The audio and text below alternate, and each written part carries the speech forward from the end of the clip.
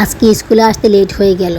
12টা 20-এর মধ্যে ক্লাসে ঢুকতে হয়। তারপরে জাতীয় সঙ্গীত পাঠ হয়, কিছুটা পিটি হয়, তো ওগুলো ওরা ক্লাসে বসেই করে। আমার ছেলে খুব বিরক্ত হয়ে গিয়েছে, কারণ সে দেরি করে এসেছে। এরকম তো কখনোই হয়নি। সে আসার পরেই ভিতরে ঢুকতে পেরেছিল, কিন্তু আজকে ভিতরে ঢুকতে পারেনি। এই কারণে ওর মন মেজাজটা খারাপ হয়ে গিয়েছে। আমি তাকে এতবার ডাকতেছি, কিন্তু সে আমার কাছে আসতেছে না। একবার বলতেছে ময়না, একবার বলতেছি ছুনি, একবার বলতেছি জায়ান আসো, কিন্তু সে আমার কথা শুনতেছে না। সে প্রচুর বিরক্ত হয়ে আছে। 12টা 20-এ জাতীয় সঙ্গীত শুরু হয়। জাতীয় সঙ্গীত শেষ হওয়ার পরে পিটি হয়। এরপরে গেট খুলে দেয়। এর আগে যারা আসে তারা সিরিয়াল ধরে দাঁড়িয়ে থাকে, ওরা ভিতরে ঢুকতে পারে না। গান এবং পিটি শেষ হয়ে গেলে সবাই ভিতরে ঢুকে। সবাই এখন ভিতরে ঢুকতেছে, না জানি জায়ান সিট পায় কি না।